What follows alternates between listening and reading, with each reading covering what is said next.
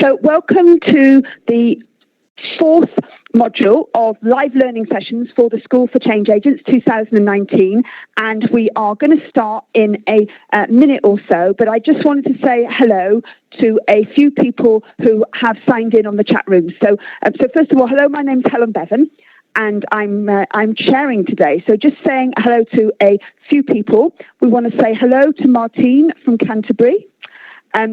Vanessa says it's a glorious rainy day in Taunton, Somerset. That's great. Danielle from Belfast, and she said British Columbia sounds much nicer right now.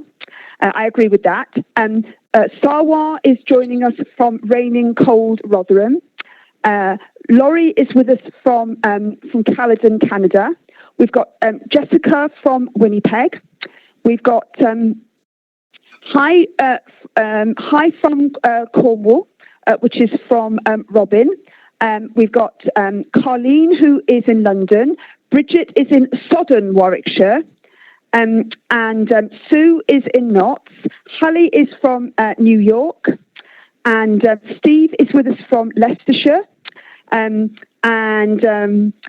Lillian is with us from Vancouver Island. Sharon says hi from Ontario. Jennifer says hello from Atlanta. Catherine says hello from Uxbridge. Lisa is saying hi from wet Manchester. And Simon and Tom are a shout out to you from Aqua in Manchester. Lisanne and Medellon from Amsterdam, welcome. Gareth is in Belfast. Nicola is in North Devon. Another Nicola is in the Department for Education in Manchester. Lee is in Vermont. Matthew, hi Matthew in Covent Garden. And finally, hi to Amanda, who is in Derby. Whew, that's exhausting. So I think now it's time to start. So welcome everybody to Module 4 of the School for Change Agents 2019. And we've got a real treat in store for you today because my colleague Catherine Pereira will be talking about how we move to action. So if I can have the next slide. And just to put things in context, this is the fourth of our live learning sessions. We've got one more learning session, which is part of the formal system, which is next week at the same time, same place, which is about being a change agent in a complex world, and I'm going to be leading that. And then on June the 27th, for anybody that wants to, we've got an extra bonus, which is we are going to offer an additional live learning session on leading change in personalised care. Again, for those of you that work in the health and care sector, how do we provide care that feels highly individualised and highly personalised for every patient? So, all of you are welcome to be part of that session. Let's go to the next slide. And just to introduce you to our team today. And everybody who is part of our team today are from the Horizons team. And the School for Change Agents is our labour of love. And the thing about working in the Horizons team is that everybody has to do everything. And so, we do all the behind the scenes roles ourselves. And it's great for us as a team to work together, to pull together and to deliver together. So the main presenter who I'm going to hand over very, very shortly is Catherine. Our very important technical WebEx hosts who are just making sure that everything runs so smoothly are Paul and Pardeep. And then in case anything bad happens to me or Catherine, Sasha is the understudy waiting in the background. And Zoe is doing presenter reports. Our overall coordinators that many of you will know because they're the face of the school are Ollie and Rosie. Doing the chat monitoring today, we have Dom and Diane. I think Diane will be taking the lead. We've got a WhatsApp coordinator, our own little WhatsApp group happening behind the scenes, and that is Bev. And then finally, our social media, particularly our Twitter monitors are Lee and Zara, and Lee is taking the lead in that. So yeah, really proud to introduce the behind-the-scenes Horizons team today. And now I am going to hand over to my wonderful colleague Catherine, who I think is going to deliver the most incredible session today. And I think all of us are very, very privileged to be hearing what we're going to be hearing for the next 55 minutes. So if we can switch the slides over, and Catherine, can you hear me? I can hear you. Can you hear me, Helen? Loud and clear. So Catherine, over to you. Thank you so much. It's a real pleasure to be here. Welcome, everybody, to the week in school when we get to think about how stories change the world. And the slide that you can see now is just an advert, really, for what's happening on FutureLearn. We've got 3 case studies this week, which are stories of amazing change agents and how they are using narrative and stories to change the world for the better. So do pop along after the live session to have a look at those case studies from Joanne and Komal and Kate. Now, as ever, we're going to start with an interactive activity. We're going to start this week with an annotation, and we can just have that slide up. Thank you. So this is our question for this week. Question: people leading change should hide their vulnerabilities from others. Do you agree or disagree? So we're going to unleash the annotation tools and ask you on a scale of 1 to 5, or strongly disagree to strongly agree, whether people leading change should hide their vulnerabilities from others. What do we reckon? I can see the arrows coming in thick and fast. Thank you for that. Simon joining Lisa there in the middle, along with Ian and Danielle. Not many people agreeing with this statement yet. People leading change should hide their vulnerabilities from others. Okay, well, this is to be expected, I think, right? We're here to explore what it means to rock the boat and stay in it, to break the status quo, to not accept the current frames about how things are done, and to try and make new realities. So this idea of vulnerability is something that was going to be sitting above the session that we do today. What does it mean to be vulnerable? What does it mean to give of ourselves when we are trying to lead change with other people? And how do we use stories as really the energy, the rocket fuel that enables that to happen? Lots of people still coming in there. Heidi, you've broken with the pack, strongly agreeing that people leading change should hide their vulnerabilities from others. Okay, Paul, I think we'll switch the annotation tool off at that point. We've got a flavour of where it is, and no doubt one of us has got a good photo of where we've spread it. And I'm going to take control of the slides from this point. And what I'd like to start by doing is telling you a little bit about me. You would have heard in session 2 that I used to be a lawyer, and I want to just tell you something that happened to me after I left practicing law. So if you can cast your mind back nearly a decade now to 2010, and after 6 years of working in London as a lawyer, litigating in the courts around England and completing my training and then working as a barrister, I returned to my hometown. And my hometown is called Aylesbury, and it's a small market town. When I was growing up, we still had the cattle grids in the centre of town where we would line the cows up on the days that they came to market. So it's very conservative, a very strong sense of community, a warm town. But I returned there at a point of a lot of uncertainty in my life. My mother was sick with cancer. My dad was looking after her. And we had no idea really what the future held. I'd left my career deeply disillusioned with what I'd not achieved as a lawyer. And I was trying to think about how I could take that experience and make something, shape something positive and creative from it. So I got involved in politics in the local Labour Party. And this photo that I'm going to show you, this photo was the moment at which I stood to become a member of the UK Parliament in what we have as general elections, the big election that took place in 2010. And what this photo shows is the moment that I lost by quite some margin in a deeply conservative constituency.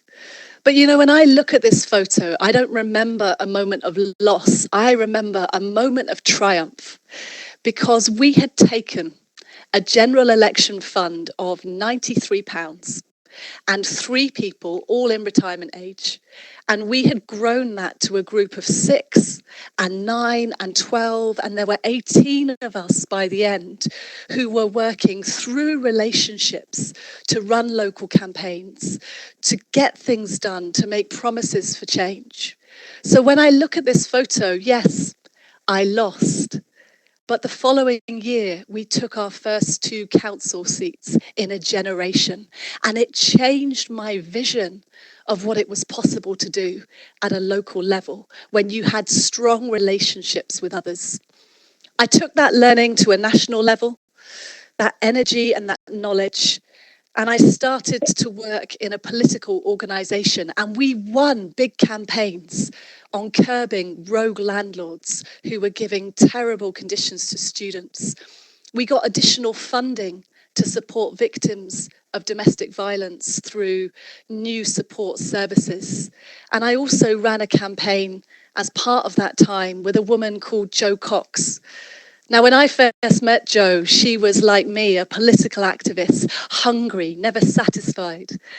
But by the time we worked together on women's representation in Parliament, she herself was the Member of Parliament for Batley and Spen, the seat where she had grown up and where her family still lived. In June 2016, nearly 3 years ago exactly, Jo was murdered in her constituency while walking in the streets in a politically motivated attack. And in many ways, I think of that as a crystallizing moment. It was crystallizing because it was devastating for those of us who loved Jo, most of all her family. But it was also crystallizing because of what we did with that moment. Led by Jo's family, we chose not to frame what had happened through recriminations and divisions. We framed it instead in terms of love and connections, and Jo's message that we have more in common than that which divides us. And it is that legacy, that frame, that bigger story that is being taken now forward, even while Jo is no longer physically with us. And it's that point at which I want to start us today. It's a message of hope for us as change agents. We have control over the frame through which we decide what the possibilities are. So when I talk about framing, what I'm talking about is the bigger message that sits above the stories that we tell and frames for us what is or is not possible. And you know, there are a lot of dominant frames in our societies that are negative. Nothing ever changes. That's a frame. This is just how it is. We can't make a difference. All of those are frames that constrain the possibilities. And so the School for Change Agents is about expanding the frame, thinking about the bigger messages that we want to use to drive forward action, to move others, and then speaking into those frames. I love this quotation from George Eliot, the famous novelist. So George said this, she said, "I'll tell you what's the greatest power under heaven, and that is public opinion, the ruling belief in society about what is right, what is wrong, what's honourable, and what's shameful. That's the steam that is to work the engines." So if we just replace public opinion with frame, you know, and we think about all the stories that add up to what are possible, what she's saying here is this is no trivial thing. The frame determines what we're able to do as change agents. This is another way of thinking about it. The frame takes all of our disparate stories and ideas, and if we're clever about how we use frames, we can galvanize those stories into a direction. So most movements in health and care are a battle over the frame. I'll give you a few examples. It's the difference between us saying smoking is an individual choice and saying you smoke, I smoke, shifting the frame so that we start to shift people's understanding and perspective around what's possible in an issue. And you know, this point about perspective, I think, is really key. So if we look at the difference between these two graphics, beautifully done by Lee Kendall and our team, the point is that where facts stay the same, the frame, the stories that we use within that frame shape our understanding and they shape our perspective. One of the strongest frames that we've had in healthcare for the last 50 years or more is the frame of what's the matter with you? And what we've seen over the last 10 years is how powerful it can be when we take those same words and simply reorder them into a different story, moving from what's the matter with you to what matters to you. And just that simple shift can represent a paradigm shift for how we think about making change. So my first challenge to you today is to think about the change that you're trying to make in the world and reflect on the frames that you're using. Maybe the frames that you're accepting in making that change. How are you describing the need for change? And do you need to create some new frames which are going to bring the story alive, that will move the world from where it is now to ideas around a new possibility? I'm going to give you another example from the School for Change Agents. So we love to talk about the work of Jeremy Hymans and Henry Timms, who wrote the book New Power. And they wrote about, as Helen described in the first session, this idea of two types of power in the world, new and old. And new power that operates like a current, like energy that attracts people in, versus older power. I'll just say I'm getting a little bit of feedback if somebody needs to just mute. So here's a frame for thinking about that idea. Put it in the chat box if you know what this is. This is the biggest selling game of the 90s, the biggest selling game, in fact, of all time now. It's Tetris. And it's a block-based game. So the idea with Tetris is it's top-down, right? So blocks are literally dropping on your head faster and faster and faster. And you keep going. You keep trying to put them in lines and order them until you break down. Does that sound like any system that you're aware of? Let's contrast that with the second biggest selling game of all time. So if you're quick on your fingers, pop in the chat. What do you think the second biggest selling game of all time is? So the second most popular game of all time from the noughties is this one, Minecraft. So interestingly, Minecraft is also a block-based game, but it works on radically different principles. We start with a green space, and no reality exists unless we build it with each other. So the idea in Minecraft is that you create and I create, and we're constantly adding to each other's ideas in order to create a new reality. So here's the frame.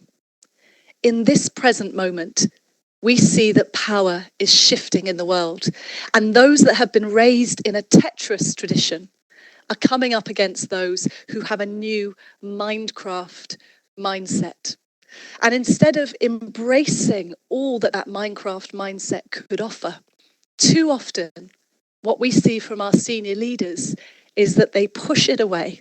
They sit within Tetris rather than helping us to make sense of the new reality that Minecraft offers. Tetris, Minecraft, one simple story. And what it does is to create a new language that we can use to explore the possibilities of an idea. And that, in a nutshell, is the power of a frame. So I'm going to take us down from the clouds and make it a bit more accessible from the perspective of us working in health and care. And I'm going to reference a big program of work that Horizons has been supporting over the past year.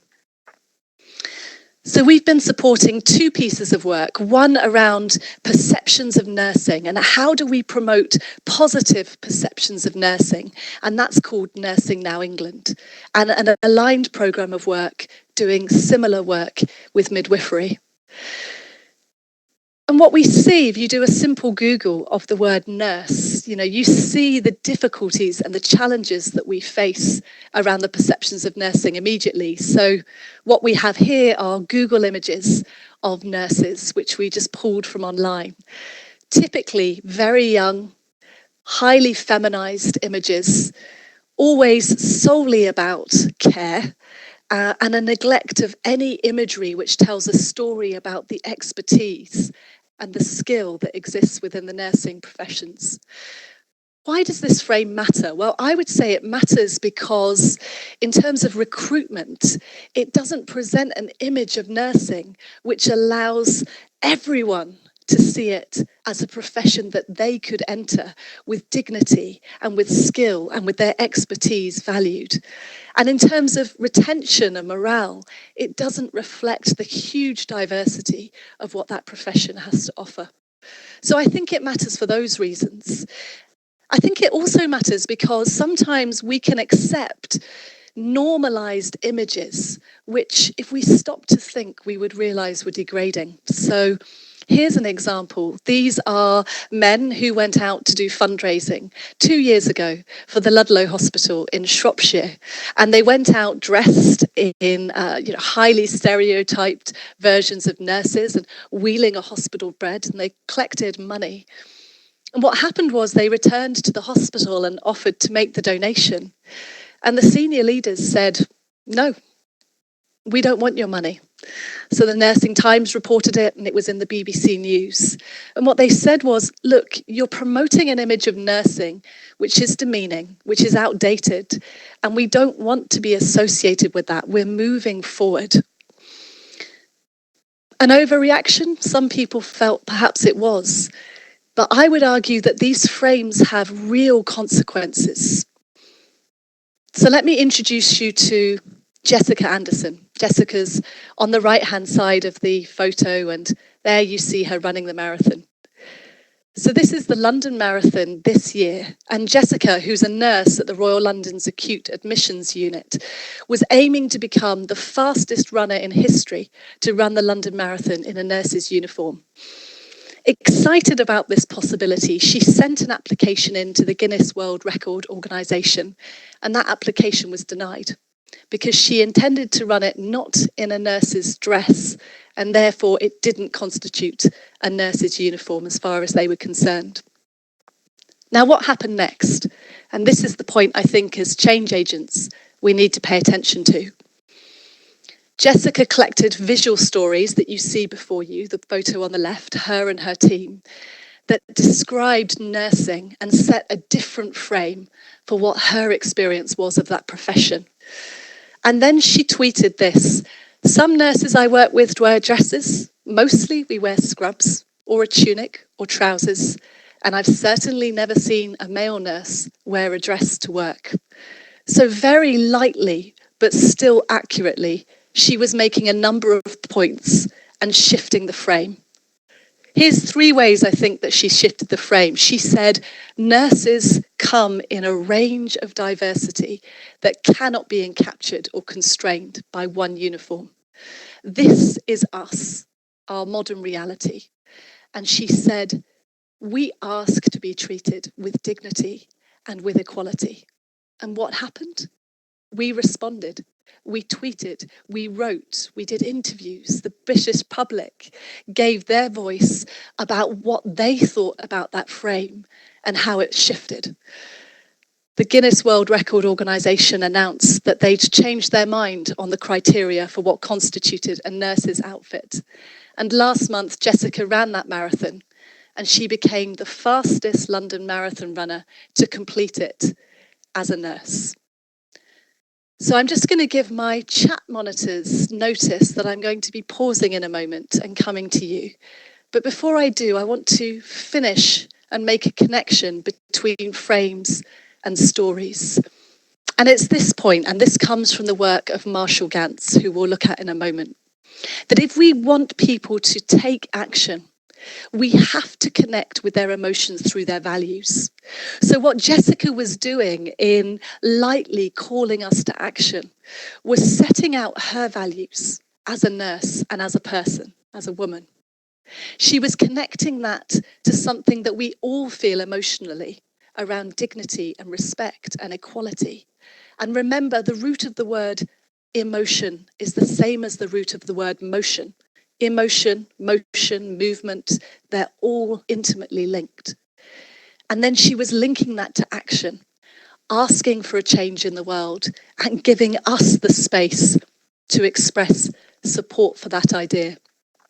So ask yourself in your own change projects, am I doing enough, not just to articulate the change I want to see, but to connect with people's emotion and to help them understand how their values are linked to my values and how that will help us make that change that we all want to see. So let me come across to Diane and hear what's been happening in the chat box. Diane. Yes, thank you, Catherine. Can you hear me? Can hear you loud and clear. Lovely, thank you very much. Two main points to make, reflecting the chat so far. As we saw people from all over the world, North America, New Zealand, Iceland, Europe, UK, and Laura pointed out that it was great to have people from all over the world, and it made the world feel smaller and highlights our sameness, which seemed to link really nicely with the message you then moved on to, Catherine, Joe's message about having more in common.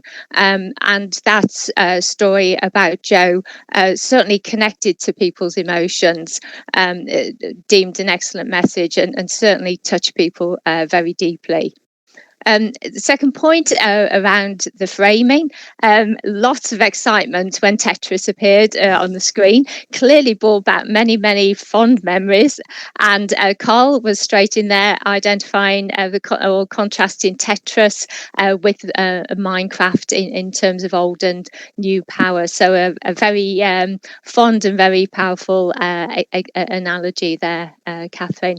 And finally, I'd say outrage over the nurse's uniform story there, and total agreement, as we might expect, over the new framing and the new perception of what nurses should look like.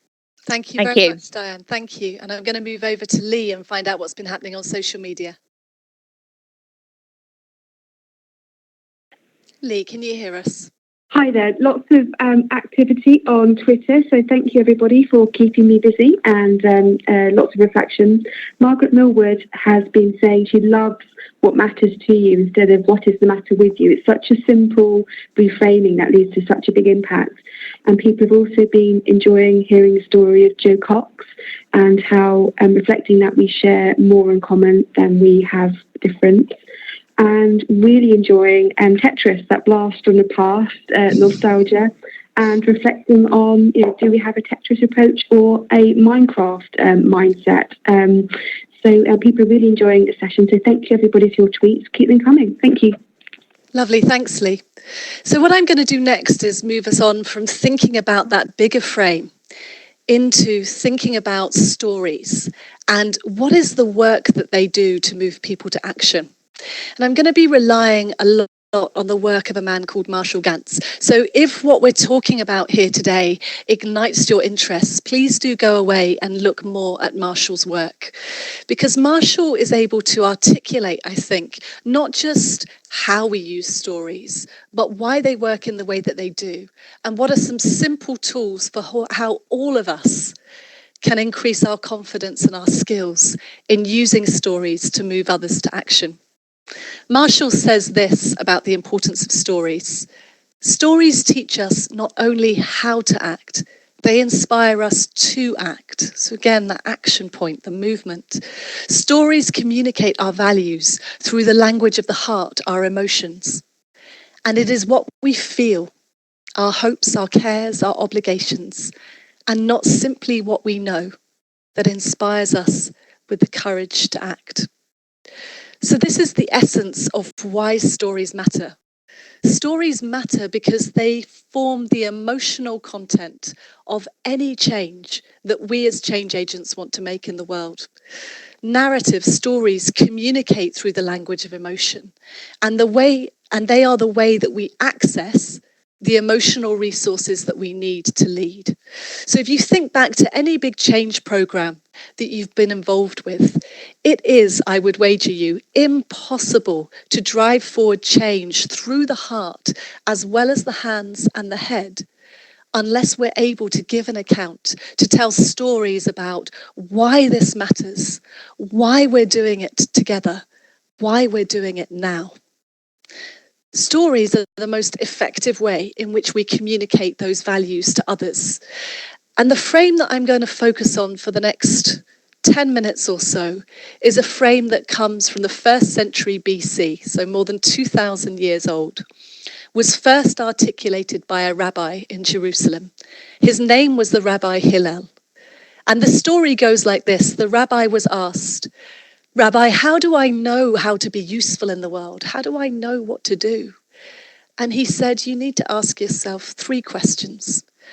The first question is, if I am not for myself, who will be for me? Second, if I am for myself alone, then what am I? And the third question, if not now, when? If I'm not for myself, who will be for me? This idea of the self as the start of change and being able to give an account of who we are in the world, being the basis of any change that we ask of others. If I'm just for myself, then what am I? Because we are in relationship with each other.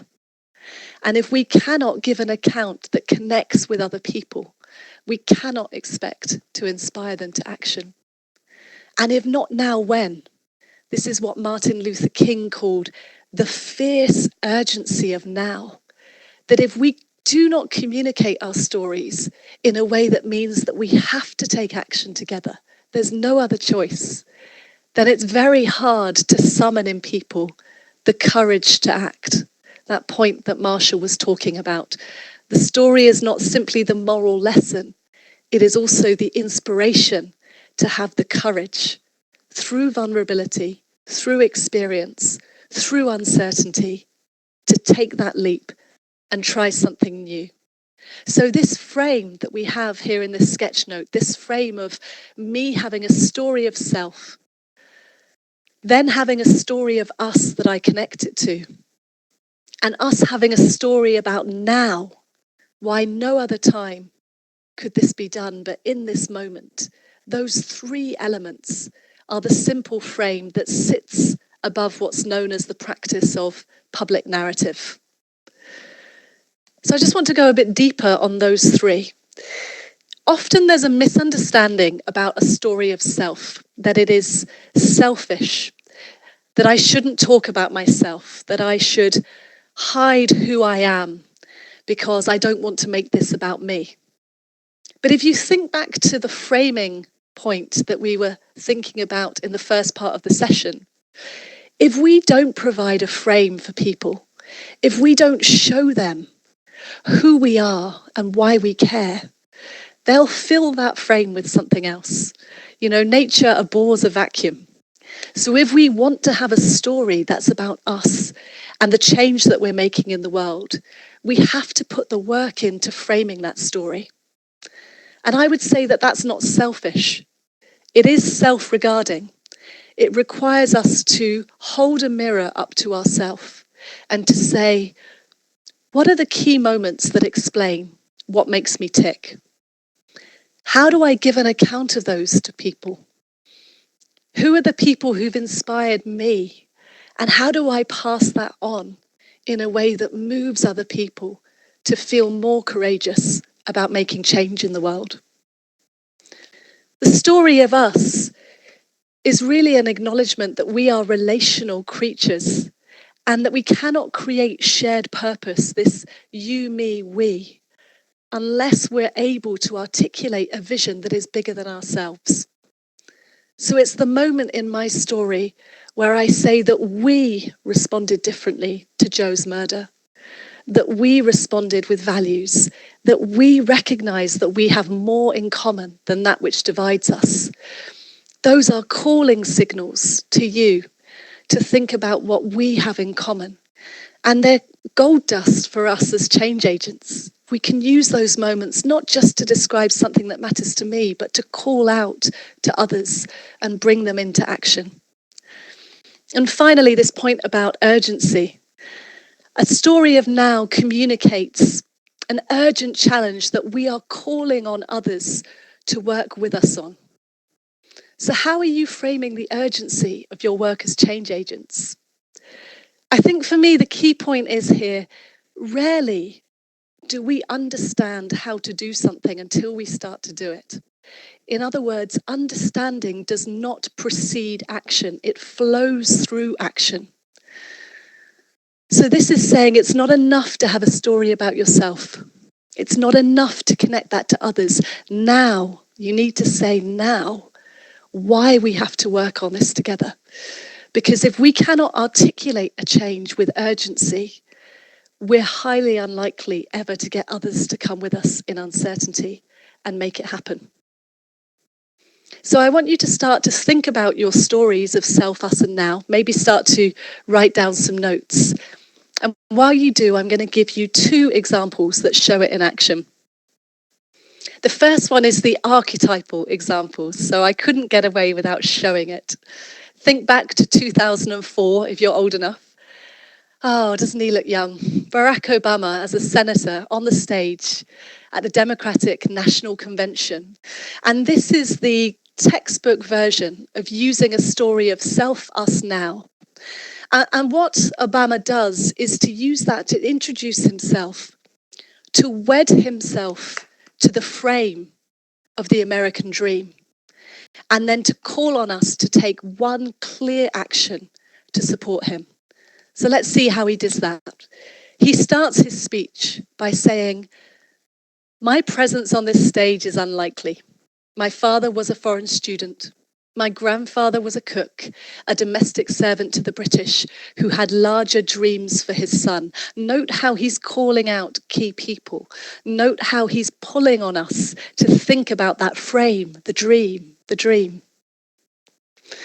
He says of us, "I stand here today knowing that my story is part of the larger American story. And," he says, "in no other country on earth is my story even possible." He's calling to us to think differently about a moral context for who he is and how he fits within wider possibilities. And he says this now, this year, in this election, we are called to reaffirm our values and our commitments. So the moral that we're taking away from his lessons is a moral to the head. There's an action and the hands, but it's also to the heart. And that's what makes it such a powerful story. Now, sometimes it can be hard to think, where do I start with my story of self? And you know that there's a clear change that you want to see in the world. So a good way to start is perhaps with the now. Can you describe that story of now, the change that you want to see, and then work backwards into your story of us and self? So I'm going to show you an example of someone who's recently done that very effectively. This is Greta Thunberg. She is, I think, 16 years old now. She's the leader of the climate strikes in Europe, school strikes for climate change. She's become an emblem of the climate breakdown movement. And she's done that largely through framing urgency and then working backwards into what her leadership means for us as a wider community. So Greta starts with now. You know, here's an example of what she says. She says, "Whether we feel hope now or not, we have to act. I want you to feel the fear that I feel every day. And then I want you to act. The emissions are increasing. That's the only thing that matters." So she starts with that call to action. And what she does is to work backwards into us. We're only seeing the beginning. Change is on the horizon because people will stand up for our future. But where it really comes alive is in her story of herself. She says, "I've always been that girl at the back who doesn't say anything. I thought I couldn't make a difference because I was too small. And now I see that this is part of who I am."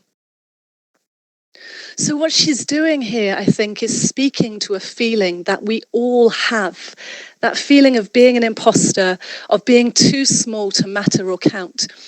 And what she does is to shatter that frame in a way that inspires us to action. So what I'd invite you to do is to play with this. Self us now us self, and get serious about your stories and how you use them. A really good way to start is to think about what makes me tick. What are the challenges I face, the moments? What choices have I made in my life? When I close my eyes and reflect, who are the people who really made a difference to me, who reached out and called me to a different possibility? And those don't have to be people who you've met. I'm going to tell you a story about someone I've never met who changed my life in a profound way. The story comes from my time as a lawyer. And there's one case that I did that I will always remember, and it will stay in my heart. It was a case that involved a young girl that I'd never met. Her name was Marina. Marina was about 12 years old. She had a range of complex physical, psychological, emotional, and educational needs. Her mother was her sole carer, and she took the local council to court. She was arguing that Marina needed more support than she was getting. She needed more funding from the council in order to support her daughter properly. I represented the local council as their lawyer. And over several weeks in a rainy London courtroom, we sat and we argued about money. And beneath that, we were really arguing about what should happen to this little girl, what sort of future she deserved, what the limits were of how we would make that happen. And throughout that whole case, I kept a photo of Marina on my case file. And the reason I did that was because her photo was so compelling. She had this beautiful, warm smile. She had a school uniform that was perfectly pressed. She had plaits, long plaits down the side of her uniform, and they were always beautifully tied. And I think what I took from that was that she was so loved. I won that case for the council. We were not required to provide any additional support for Marina and her family. And the week that I won that case, we had a party in Chambers in my law firm, partly to celebrate. This was a big deal. I'd beaten one of the most senior lawyers in the country on a case where he was the specialist. But inside my heart, I felt so empty. I couldn't stop thinking about this beautiful little girl and how much she was loved, and having a niggling feeling that the system, that me, I wasn't helping.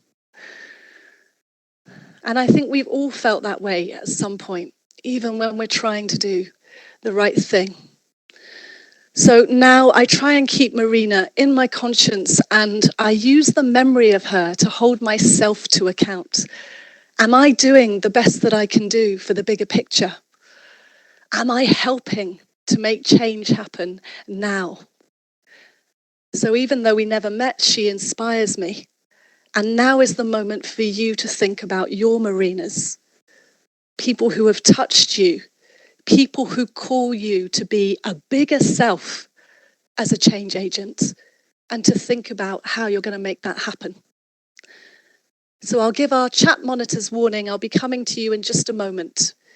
Before I do, I want to put that in some context with this wonderful quotation from Sue Dibbles, who talked about what it means to get the courage to lead change in a different way. And Sue said this: pursuing social change is more of an art than a science. A hopeful message. Let's keep trying, see if we can get it right. Fail and then fail better. It's about reading power, building relationships, framing issues, honing messages, mobilizing your supporters, bringing pressure to bear. That's the game here. And that's the context within which stories do their work. So Lee, let me come over to you first and find out what's been happening on social media. Hi, Catherine. People have been very much absorbed in your emotional and emotive telling of the story. And there is a beautiful tweet from Maggie Kerestecchi, hope I've pronounced that right, apologies if I haven't, who says that it's hard to summon in people the courage to act unless we tell our stories that give inspiration, that allow people to take the leap and try something new. I think that sums up really well what you've been saying, Catherine. Thank you.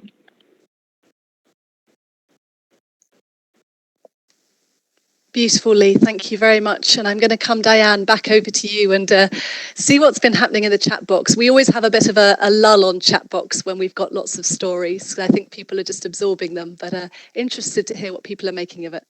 Yes, I think a lot of reflection, but also a lot of sharing. Firstly, people comparing their experience with some of the messages that you've been giving, Catherine. Someone who actually said they got into trouble at work for sharing personal stories because it was seen to be unprofessional, but there was lots of support in the chat box for that person. I think friction within teams and organisations about the evidence action balance, when you need evidence, how much and when to act. And building on what Ali just said there, a beautiful example in the chat box from Lucy, an example of when she used Self Us Now as part of an introduction she gave to her team. And she says it clearly had an impact, because 9 months later, members of the team are still asking how her situation is, and that's her home situation. And she makes a call for us to be aware that it's Suicide Prevention Week, and that there is an online course. So very much linking in with your examples there, Kathleen. So thank you. Lovely, Diane. Thank you. And as a side note, I'd say, and I think we reflect this in FutureLearn, that stories are the context that bring data to life. They're a form of data in themselves. So I think as change agents, we should beware the distinction between data and analysis and stories. Really, the stories are the real stuff, and data helps to add context and improve, would be my view. Now we're coming into the last 10 minutes of the session. So what I want to do is two things. I'm going to give you one last frame, which we've also put on our FutureLearn platform, to think about your role as a change agent and how you move people to action. And then we're going to do some top tips on how to get started with stories. So the frame comes from the work of Hari Khan, who's working in the United States. And she spent many years looking at civic organizations and how they develop activists and leaders.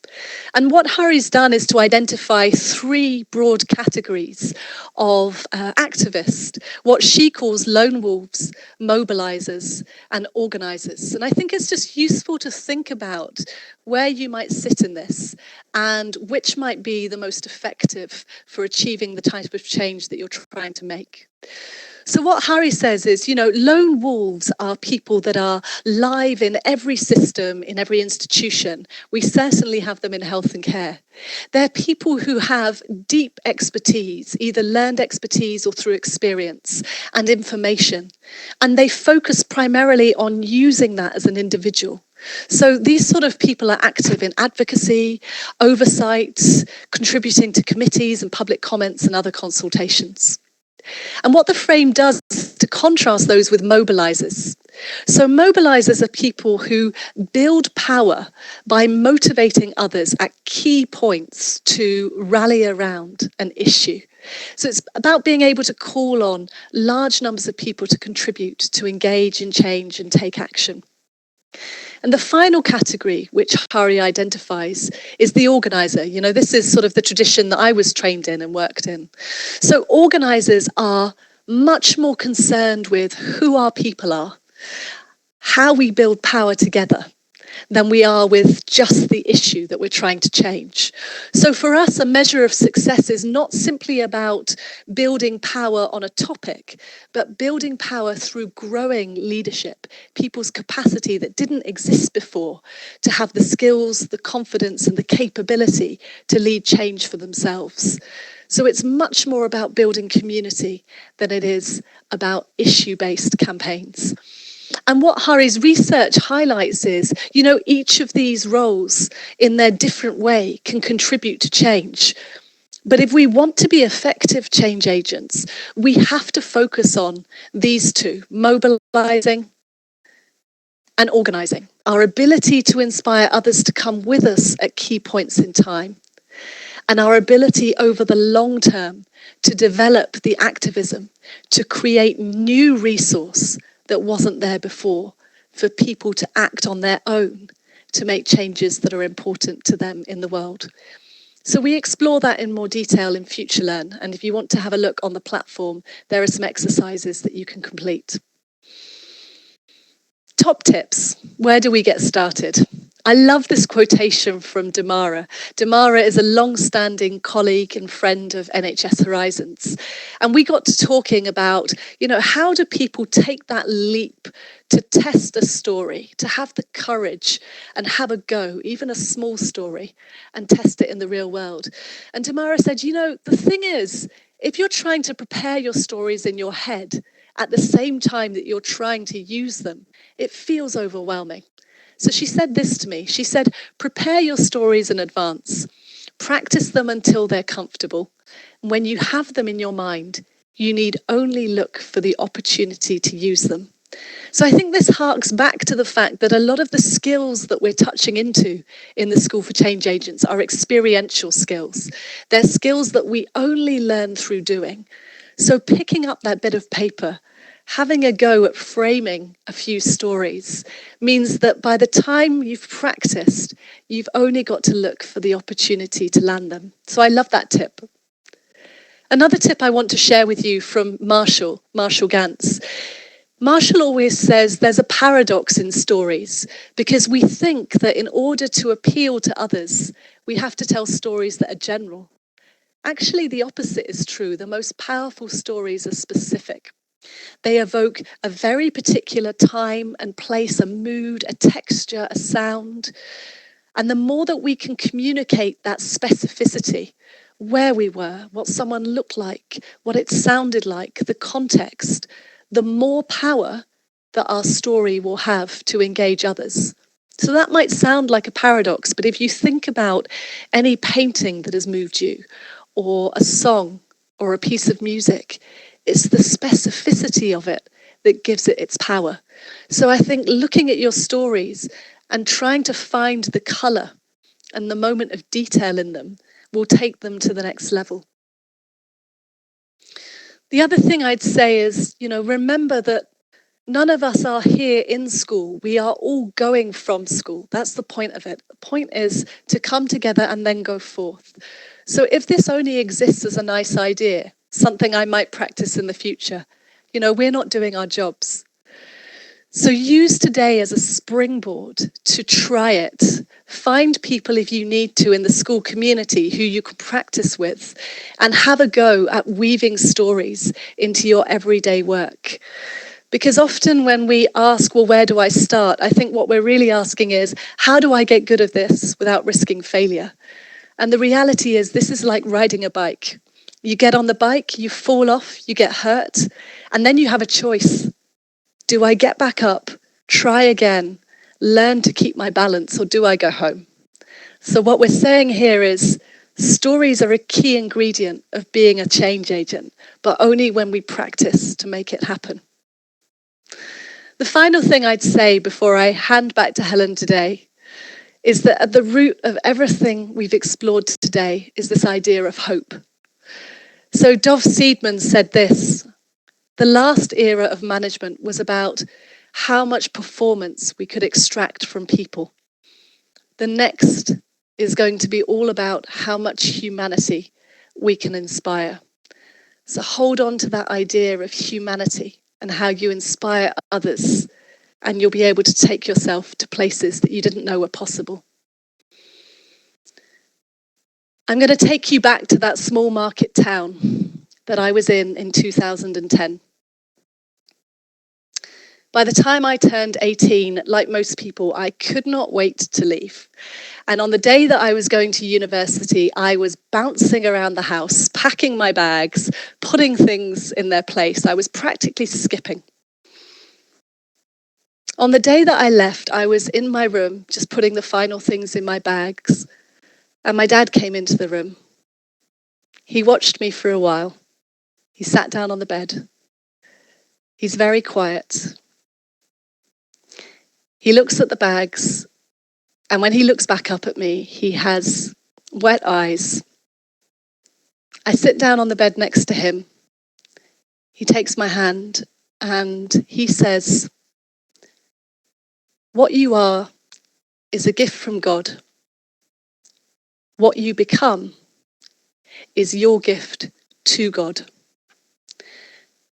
Now, I am not a religious person, and I hope that those amongst us who are not religious can also take the sentiment of what he meant. Because if I can leave you with one thought today, it's this. The School for Change Agents is not just a chance to reflect, it's also a preparation for action, a place to find some courage. And the fact that we're here today is such a gift for each other. But what you do next with these ideas can be your gift to us all. So thank you for letting me share some thoughts on stories and narratives with you. And Helen, I'm going to hand back to you to close the module. Thank you, Catherine. That was incredible, and listening through, I kind of find myself like welling up at so many different points of what you were saying, and it really ties back, I think, to what we were saying last week about connecting to social justice. And at the heart of so much of what you were saying there is that bigger purpose that we all share. The story of us, and I think about how I'm reflecting on what you were saying there. I think that many of us who are taking part in the school, we're change agents we're internal change agents in organisations, and that's a really tough place to be. And sometimes people say to me, isn't it tough doing what you do? And I say, yeah, it's really tough. And some part of me thinks, when you do the kind of jobs that many of us do inside of formal organisations, are they ever going to change? And yet we're still there. We're still doing our thing. We're still seeking to make a difference. And I think there is so much hope, and we should feel hopeful. And you've made me feel incredibly hopeful this afternoon. So thank you for the gift that you've given us this afternoon. That was really, really wonderful. And just to end, we hope that that you will all join us next Thursday, for what is the last formal session of the School for Change Agents, which is about being a change agent in a complex world. And I'm going to take the lead on that, but Catherine's going to do some of the content as well. And, the kinds of organisations that we work in are ones that are increasingly complex and difficult. So we'll have lots of ideas and hints and tips about doing change in complex environments. And again, put the final session for the 27th of June around personalisation and individualised care in your diary as well. So thank you, Catherine. That was incredible. Thank you, everybody, for your contribution. Thank you, Horizons team, for yet again, making this amazing thing that we call the School for Change Agents live session happen. And hopefully, we'll see you asynchronously on the Future Learn platform, and we'll see you synchronously next week for learning session number 5. So thanks, everybody, and goodbye. Thank you.